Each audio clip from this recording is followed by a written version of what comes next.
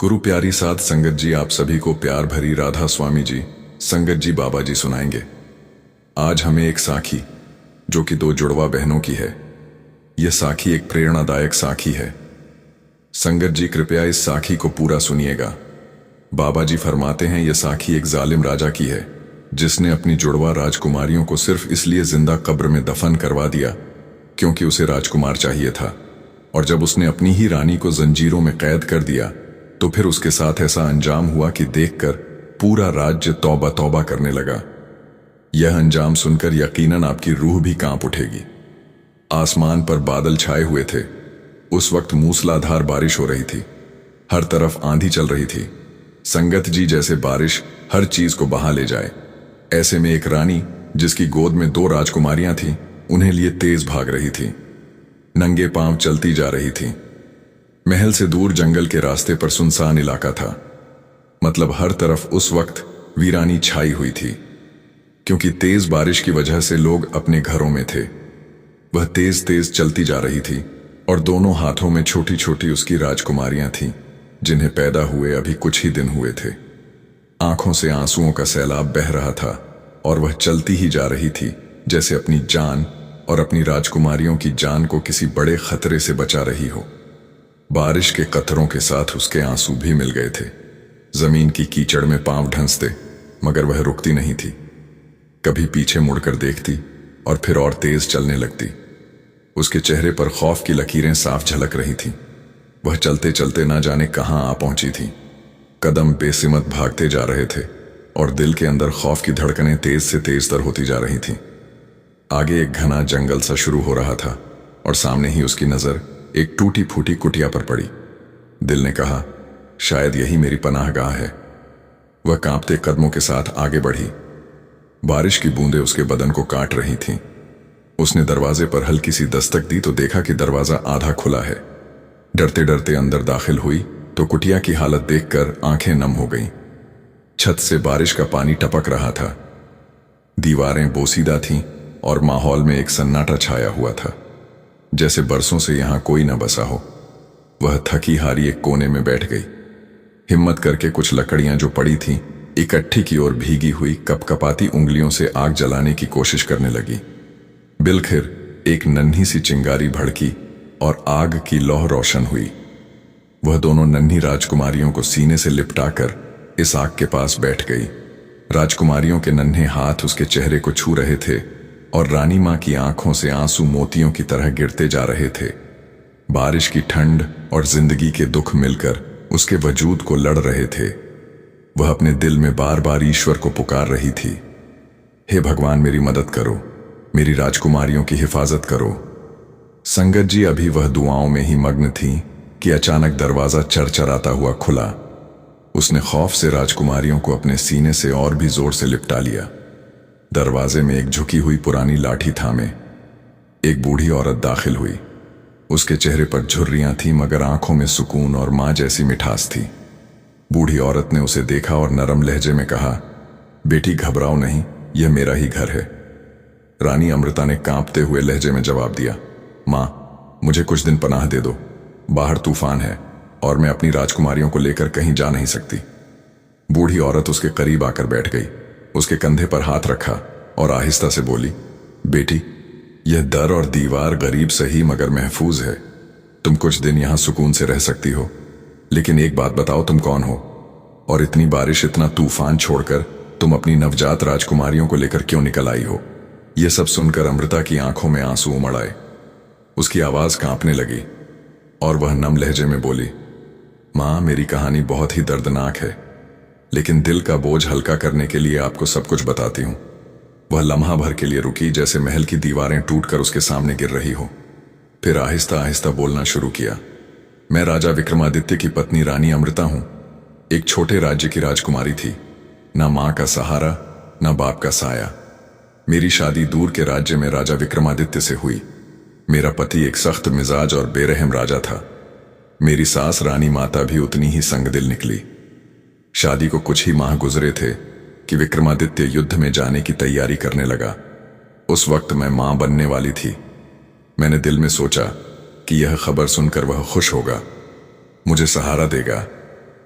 लेकिन उसकी बातों ने मेरा दिल तोड़कर रख दिया। अमृता के होंठ कांपने लगे। उसने लरजती आवाज में आगे कहा, जब वह युद्ध में जा रहा था, मेरी गोद खाली थी, मगर दिल में उम्मीदों के दिए रोशन थे। मगर मां उसके जाने के बाद मेरी जिंदगी एक कैद खाना बन गई।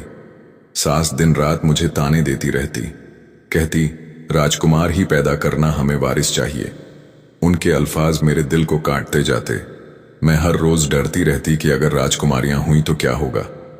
मैंने एक दिन हिम्मत करके विक्रमादित्य से बात की कि राजकुमारियां भी ईश्वर की रहमत होती हैं, मगर उसने तो जैसे मेरे वजूद को आग में झोंक दिया। उसने कहा, अगर राजकुमार हुआ तो ठीक, वरना अगर राजकुमारियां हुई तो याद रखना, मैं उन्हें जिंदा जमीन में दफन करवा दूंगा। मेरा उनसे कोई रिश्ता नहीं होगा। यह अल्फाज सुनते ही मेरी रूह कांप गई। मां यूं लगा जैसे मेरे सीने में सांस अटक गई हो। उस लम्हे के बाद से मेरा दिल हर वक्त खौफ में डूबा रहता।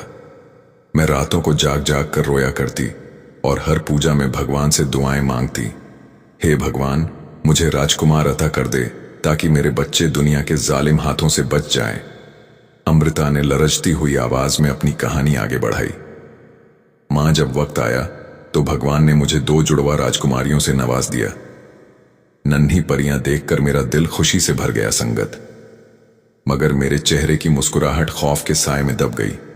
मेरा बुरा हाल था, आंखों में सिर्फ डर ही डर था। जैसे ही मेरी सांस को खबर मिली, उसने फौरन राजा विक्रमादित्य को संदेश भिजवाया। उसकी जुबान में जहर था। उसने कहा, विक्रमादित्य, फौरन राज्य में वापस आ जाओ। तुम्हारी रानी ने राजकुमारियां जनी हैं। ये हमारे लिए बोझ है, कल को हमारे राज्य की मुसीबत बनेंगी। मां, उस वक्त मेरा दिल जैसे टुकड़े हो गया। मैंने सोचा, शायद मेरा राजा मेरी राजकुमारियों को कबूल कर लेगा, मेरा सहारा बनेगा। मगर उसने भी बेरहमी से कहा, मैं 5 दिनों में आ रहा हूं, युद्ध का काम मुकम्मल हो गया है, बस तुम फिक्र ना करो, मैं आकर सब ठीक कर दूंगा। ये लफ्ज मेरे लिए किसी तलवार से कम न थे। मेरा दिल दहल गया। मैं हर वक्त रोती रही, अपनी सांस के पांव पकड़े, हाथ जोड़े कि मुझ पर और इन मासूम गलियों पर रहम करो। मगर उसने एक ना सुनी। उसकी आंखों में जैसे खून उतर आया था। वह हर लम्हा मेरी राजकुमारियों को खत्म करने के दर पर रहती। फिर वह दिन आया जब विक्रमादित्य युद्ध से वापस आने वाला था। अगले दिन उसका आना तय था और उस दिन मां आसमान पर तूफानी बारिश बरस रही थी। हर तरफ अंधेरा और सन्नाटा फैला हुआ था। मेरी सास अपने कमरे में सो रही थी। सर्दी की शिद्दत के कारण मोटे कंबल में लिपटी हुई थी। मैंने मौका कहीं मत जाना, भगवान का नाम लेकर अपनी दोनों राजकुमारियों को सीने से लगाया और महल के दरवाजे से बाहर निकल आई। मां, मैं दौड़ती गई। कीचड़ से भरे रास्ते मेरे पांव जख्मी करते रहे, मगर मैं रुकी नहीं। दिल में सिर्फ एक ही ख्याल था कि कहीं वह जालिम हाथ मेरे नन्हे फूलों तक ना पहुंच जाए। यूं मैं अपने राज्य से बहुत दूर निकल आई। बारिश मेरे आंसुओं को छुपा रही थी और मेरा खौफ मुझे भगाता जा रहा था। चलते चलते जब हिम्मत जवाब दे गई तो सामने आपकी कुटिया नजर आई और यूं मैं आपके दर तक आन पहुंची। यह कहते कहते अमृता के जब्त के बंधन टूट गए। वह अपनी राजकुमारियों को सीने से लिपटाकर फूट फूट कर रोने लगी। उसके आंसुओं की बूंदें राजकुमारियों के गालों पर टपकने लगी और कुटिया का सन्नाटा उसकी हिचकियों से भर गया। बूढ़ी औरत ने अमृता के आंसू देखकर उसके कंधे पर हाथ रखा और नरम लहजे में कहा, बेटी, फिक्र ना करो, तुम और तुम्हारी राजकुमारियां अब अकेली नहीं हो। चंद दिन यहीं रह लो। बारिशें हैं, बाहर निकलना नामुमकिन है, लेकिन याद रखो, ये कुटिया महफूज नहीं है। जालिम लोग चाहे तो यहां तक पहुंच सकते हैं। जैसे ही मौसम खुलेगा, मैं तुम्हारे लिए महफूज ठिकाने का बंदोबस्त करूंगी। अमृता ने आंखों से बहते आंसू साफ किए। उसके दिल को कुछ तसल्ली मिली, मगर खौफ की जंजीरें अब भी जकड़े रखती थीं। वह रातों को राजकुमारियों को सीने से लगाए जागती रहती और हर लम्हा भगवान से दुआ करती, हे भगवान, मेरी राजकुमारियों को जालिमों के हाथों से बचा ले। उधर दूसरी तरफ राजा विक्रमादित्य की आंखों में गुस्से की आग दहक रही थी। उसका गुरूर और अहंकार चीख रही थी। वह महल के दरबार में टहलता हुआ अपनी मां से चीख कर कह रहा था, यह रानी मेरी इज्जत को मिट्टी में मिला गई। उसकी हिम्मत कैसे हुई कि मेरी बात के खिलाफ जाए। मैंने कहा था कि राजकुमारियां मेरे लिए मौत है। अब जब वह जिंदा राजकुमारियों को लेकर भागी है तो याद रखना, मैं उन्हें भी और उसे भी जमीन में जिंदा दफन करवा दूंगा। उसके लबों से जहर टपक रहा था। रानी माता उसको भड़का रही थी। हाँ बेटा, यह रानी हमारी नाक कटवा देगी। ढूंढ उसे और ऐसा सबक सीखा कि कोई रानी आइंदा हिम्मत ना करे। विक्रमादित्य के चेहरे पर एक शैतानी मुस्कुराहट फैल गई। उसने मुट्ठी भी और कहा, मैं जानता हूं कि वह मुझे देखते ही शोर मचाएगी, हंगामा करेगी। इसलिए अब मुझे एक ऐसा मंसूबा बनाना होगा जो सीधा निशाने पर लगे। एक ऐसा मंसूबा जिससे वह ना अपनी राजकुमारियों को बचा सके न खुद को। उसकी आंखों की खुराफात चमक अंधेरे में दहकती हुई आग जैसी लग रही थी। कुछ दिन बाद विक्रमादित्य को खबर मिली। किसी ने बताया कि रानी अमृता को फलां इलाके में आखिरी बार देखा गया था। यह सुनते ही उसके दिल में खुशी की लहर दौड़ गई। वह सिर झुकाए मुस्कुराता रहा। उसकी मुस्कुराहट शैतानी थी। अब खेल खत्म होने वाला है। उसने खुद से कहा। उधर अमृता को कुटिया में आए कुछ दिन गुजर गए थे। बारिश का शोर कुछ थमा तो जरूर, मगर उसके दिल का तूफान कम ना हुआ। वह हर वक्त सहमी हुई रहती, अपनी दोनों राजकुमारियों को सीने से लिपटाए रखती, कभी उनके नन्हे हाथों को चूमती, कभी आंखें बंद करके भगवान के हुजूर गिड़गिड़ाती, हे प्रभु, यह तेरी अमानत है, इन्हें अपनी पनाह में रख, जालिमों से बचा ले। कुटिया के अंधेरों में उसकी दुआएं गूंजती रहती और बाहर वक्त अपनी तेज चाल चल रहा था। कुछ ऐसा होने वाला था जिसने सब कुछ बदल देना था। रात का वक्त था। आसमान पर बादल अभी भी मौजूद थे और हल्की हल्की बारिश की टप-टप सुनाई दे रही थी। ठंडी हवा के झोंके कुटिया की कमजोर दीवारों से टकराकर अंदर आ रहे थे। कुटिया के अंदर गहरा सन्नाटा था। सिर्फ लकड़ी की आग की मध्यम सी रोशनी जल बुझ रही थी। बूढ़ी औरत कोने में बैठी थी। उसकी नजरें मुसलसल अमृता पर जमी हुई थीं, जो गहरी नींद में डूबी हुई थी। उसके करीब उसकी दोनों नन्ही राजकुमारियां भी बेखबर सो रही थीं। अमृता के माथे पर पसीने की नन्ही बूंदें थीं, जैसे उसके बेहोश जिस्म के अंदर कोई अनजाना खौफ करवट ले रहा हो।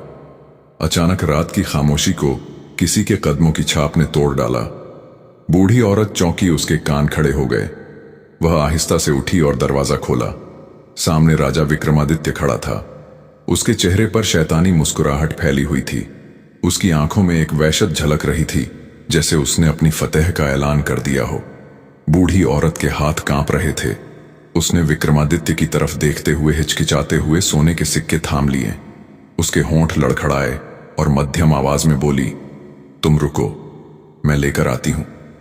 वह पलटी कुटिया के अंदर गई और धड़कते दिल के साथ राजकुमारियों को उठाया। नन्ही कलियां मां की आगोश से जुदा हुईं तो जरा सा करवट लेकर सिसकी, मगर नींद के गलबे में फिर खामोश हो गई। बूढ़ी औरत ने वह राजकुमारियां विक्रमादित्य के हाथों में थमा दी। विक्रमादित्य की मुस्कुराहट और भी भयानक हो गई। उसने एक लंबी सांस लिया, जैसे बरसों की भड़ास निकल रही हो। फिर वह मुड़ा और अंधेरे में गायब होने लगा। बूढ़ी औरत ने सिक्कों को मजबूती से मुट्ठी में जकड़ लिया। उसकी आंखों में न शर्मिंदगी की थी न पछतावा। एक आखिरी बार उसने कुटिया के अंदर झांका, जहां अमृता बेखबर सो रही थी। चाय में मिलाई गई नींद की दवा ने उसे इतनी गहरी नींद में डाल दिया था कि तूफान भी उसे जगा ना सकता था। उसे जरा सा भी खबर न थी कि उसकी गोद खाली कर दी गई है और उसके ख्वाबों का सबसे कीमती खजाना उसे छीन लिया गया है। बूढ़ी औरत ने आखिरी बार सर्द सांस भरी, फिर कुटिया का रुख छोड़ दिया, जैसे यह कुटिया उसका ठिकाना कभी था ही नहीं। अंधेरी रात में हवा और बारिश का शोर बढ़ता गया और अमृता की बेखबर नींद उस कयामत से गाफिल रही जो अगली सुबह उस पर टूटने वाली थी। जैसे ही सुबह का सूरज निकला तो विक्रमादित्य अपने चेहरे पर खुराफात मुस्कुराहट सजाए दोनों नन्ही राजकुमारियों को गोद में उठाए राजकीय शशान की तरफ बढ़ रहा था। उसके साथ उसकी मां रानी माता भी थी। दोनों के दिलों में जरा सा भी रहम न था, जैसे उन्हें भगवान के खौफ का कोई इल्म ही ना हो। नन्ही राजकुमारियां भूख से बिलख रही थीं। उनके मासूम होंठ सूख रहे थे, मगर राजा और रानी माता उनकी सिसकियों से बेपरवाह थे। शशान की वीरान फजा में जब वह पहुंचे तो उन्होंने राजकुमारियों को एक तरफ लिटा दिया। फिर दोनों ने बेहिसी के साथ जमीन खोदनी शुरू कर दी। किसी पल के लिए भी उनके हाथ न रुके ना आंखों में पानी आया। गड्ढा तैयार हुआ तो दोनों ने एक नजर उन मासूम कलियों पर डाली। वह नन्हे हाथ उठाकर जैसे जिंदगी की भीख मांग रही थी, मगर बेरहम दिल पत्थरों से भी सख्त हो चुके थे। अगले ही लम्हे वह जालिम राजा और रानी माता उन राजकुमारियों को उस अंधे गड्ढे में डालकर मिट्टी बराबर करने लगे। नन्ही कलियों की सिसकियां मिट्टी के नीचे दब गई। वह दोनों ऐसे ही वहां से चले गए जैसे कुछ हुआ ही ना हो। उनके चेहरों पर मुतमिन मुस्कुराहट थी, जैसे उन्होंने कोई बड़ा कारनामा अंजाम दिया हो। लेकिन जो कुछ वह भूल गए थे वह यह कि एक ऐसी शक्ति भी है जो सब कुछ देख रही है। उसके ज्ञान से कुछ छुप नहीं सकता। वह शक्ति खामोश है मगर अंधी नहीं। दूसरी तरफ कुटिया में सुबह से दोपहर होने को आई थी। अमृता अब भी नींद की बेहोशी में पड़ी थी। दवा का असर था, आंख न खुल रही थी। बिलखिर जब सूरज आसमान पर बुलंद हुआ तो उसने आहिस्ता आहिस्ता अपनी आंखें खोली। सिर भारी था, कदम लड़खड़ा रहे थे। उसने मुश्किल से खुद को सहारा देकर उठाया। जैसे ही नजर अपने पहलू पर पड़ी तो उसके होश उड़ गए। वहां उसकी राजकुमारियां नहीं थीं। अचानक उसका दिल धड़कने लगा। उसने कुटिया के कोने कोने में देखा, मगर वहां तो वह बूढ़ी औरत भी मौजूद न थी। अमृता का सांस तेज हो गया। उसने दिल ही दिल में कहा, शायद मां राजकुमारियों को लेकर बाहर बैठी हैं। वह लड़खड़ाते कदमों से बाहर निकली। आसमान साफ था, बारिश थम चुकी थी, मगर बाहर भी कोई न था। ना वह बूढ़ी औरत, ना उसकी नन्ही कलियां। अमृता के लबों से बेख्तियार चीखें निकलने लगीं। वह जंगल के सुनसान रास्तों में चिल्लाती फिरती रही, मां मेरी राजकुमारियां कहाँ हैं? कोई मेरी राजकुमारियां मुझे वापस दे दो। लेकिन जवाब में सिर्फ हवाओं की गूंज थी। अमृता पागलों की तरह रोती बिलखती दोबारा अपने महल की तरफ दौड़ने लगी। उसके दिल में एक ही ख्याल था, यह सब विक्रमादित्य का ही किया धरा है। हां, वही मेरी राजकुमारियों को ले गया है। अब उसकी आंखों में आग थी, होठों पर सवाल थे और दिल में खौफ कि आखिर उसकी राजकुमारियों के साथ क्या हुआ होगा। जब अमृता अपने महल के मुख्य द्वार पर पहुंची तो उसकी हालत देखकर हर कोई दंग रह गया। बाल बिखरे हुए, कपड़े बारिश और कीचड़ से तर, आंखों में दहशत और कदम लड़खड़ाते हुए। राज्य के लोग एक दूसरे को देखने लगे। किसी ने तंज भरा जुमला कसा, यह तो कहीं जाती थी कि अपने किसी प्रेमी के साथ भाग गई है। किसी ने नफरत से रुख मोड़ लिया, हाय हाय, ऐसी रानियों की यही सजा होती है। राज्य की नजरें उस पर नफरत और तहकीर से जम गई थीं। अमृता की आंखों से आंसू बह रहे थे, मगर वह सब पर तवज्जो देने के बजाय महल के द्वार पर दस्तक देने लगी। द्वार चरचराता हुआ खुला। सामने विक्रमादित्य खड़ा था। उसके चेहरे पर बनावटी हैरत और मसनूई मासूमियत थी। वह बोला, कहां गई थी तू? लेकिन अमृता को सब समझ आ गया। उसने दीवानगी में उसका वस्त्र पकड़ लिया और दहाड़ते हुए कहा, विक्रमादित्य बता, मेरी राजकुमारियां कहां हैं? कहां ले गया तू उन्हें? विक्रमादित्य के चेहरे पर वैश्य मुस्कुराहट फैल गई। अगले ही लम्हे उसके हाथ से एक जोरदार तमाचा अमृता के चेहरे पर पड़ा। अमृता लड़खड़ाकर जमीन पर गिर गई। वैशी दरिंदा उसको घसीटकर अंदर ले गया। कमरे की ठंडी जंजीरें उसके हाथ पांव में डाल दी। कमरा अंधेरा था, दीवारों से नमी टपक रही थी। अमृता की चीखें सुनसान महल में गूंजने लगीं। विक्रमादित्य उसके सामने खड़ा गरजा, तेरी यह जुर्रत कैसे हुई? तूने मेरी मर्जी के खिलाफ राजकुमारियों को बचाने की कोशिश की। सुन ले, तेरी राजकुमारियां अब जिंदा कब्र के नीचे हैं। हां, मैंने खुद अपने हाथों से मिट्टी डलवाकर उनकी सांसें बंद कराई। कहा था ना राजकुमार चाहिए, और तूने नाफरमानी की और राजकुमारियां दे डाली। अब भुगत यह सुनकर अमृता के जिस्म से जान निकलती महसूस हुई। उसका दिल कांप उठा। उसकी रूह जैसे टुकड़ों में बट गई। उसकी आंखों के सामने अपने नन्हे बच्चे मिट्टी के नीचे सिसकते हुए दिखाई दिए और सदमे के बोझ तले वह वहीं बेहोश हो गई। मगर जालिम विक्रमादित्य और उसकी मां पर कोई असर ना हुआ। उनके दिलों में जरा भी नरमी ना आई, ना ही भगवान का खौफ। वह फातिहा की तरह हंस रहे थे, जैसे कोई बड़ा मार्ग सर कर लिया हो। कैद की जंजीरों में जकड़ी अमृता हर लम्हा टूट रही थी। कभी रोती, कभी चीखती, कभी जंजीरों को खींचती और फिर मायूस होकर बस दहाड़े मारती। मेरी राजकुमारियां, हे भगवान, मेरी राजकुमारियां कहां हैं? उसका जन जैसे अपना तवाजुन खो बैठा था। हर पल उसके कानों में राजकुमारियों की आवाजें गूंजती थीं। वह बार बार जमीन पर गिरकर दहाई देती, मगर जालिम राजा और रानी माता पर जरा भी रहम न आता। फिर वह रात आई। रात के अंधेरे में तूफानी बारिश बरस रही थी। कड़क गरज और बिजली की चमक पूरे राज्य को दहला रही थी। विक्रमादित्य और उसकी मां बेफिक्री से अपने कक्षों में सो रहे थे, मगर वह नहीं जानते थे कि प्रकृति का फैसला उतरने वाला है। सुबह का सूरज निकला तो राज्य वालों को एक अजीब और नाकाबिले बर्दाश्त बदबू ने हिलाकर रख दिया। लोग एक दूसरे को हैरत से देखने लगे। ये कैसी बदबू है? ये कहां से आ रही है? बदबू का सुराग लगाते हुए राजा के महल पहुंचे। जैसे ही द्वार खुला, सबके रोंगटे खड़े हो गए। दरबार में एक हौलनाक मंजर उनका इंतजार कर रहा था। विक्रमादित्य और उसकी मां रानी माता की लाशें पड़ी थीं, मगर इन लाशों को देखकर पहचानना मुश्किल था। उनके जिस्मों पर कीड़े, सांप और बिच्छू रेंग रहे थे। गोश्त को जगह जगह से नोच डाला गया था। आंखें खुली हुई थी डर भरी निगाहों के साथ, जैसे वे अपनी मौत के वक्त किसी खौफनाक अजाब को अपनी आंखों से देख रहे हों। राज्य के लोग दहल गए। कुछ लोग तो दम घुटने से वहीं गिर पड़े। सबकी जुबान पर एक ही जुमला था, हे भगवान, यह क्या हुआ? ये तो सबके सामने नेक और धर्मात्मा बनते थे, फिर इन पर इतना बड़ा अजाब क्यों आया? लोगों के कदम अंदर के कमरे की तरफ बढ़ने लगे। वहां एक और मंजर उनके दिल दहला देने वाला था। कमरे के अंधेरे में जंजीरों में जकड़ी अमृता बैठी थी, बाल बिखरे हुए, आंखों में दहशत, चेहरा आंसुओं से तर। वह धीरे धीरे सिसक रही थी। कभी जंजीरें खड़खड़ा देती। राज्य के लोग सकते में आ गए। रानी अमृता यह यहां कैद थी। कुछ लोगों ने आगे बढ़कर उसकी जंजीरें खोल दी। जंजीरों के खुलते ही अमृता दहाड़े मारकर रोने लगी। उसकी आवाज पूरे महल में गूंज उठी, मेरी राजकुमारियां, उन्होंने मेरी राजकुमारियों को मिट्टी के नीचे दफना दिया। वह जालिम विक्रमादित्य और उसकी मां थे। भगवान ने उन पर वही अजाब नाजिल किया है जो उनके जुल्म के लायक था। यह सुनकर राज्य के लोग सकते में आ गए। उनकी आंखों में हैरत और खौफ भर गया। वे सोचने लगे कि जिसे वे नेक समझते थे, वे अंदर से दरिंदे निकले। जब अमृता की जंजीरें खोली गई तो वह जमीन पर गिर पड़ी। रोते रोते हिचकियां बंध गईं।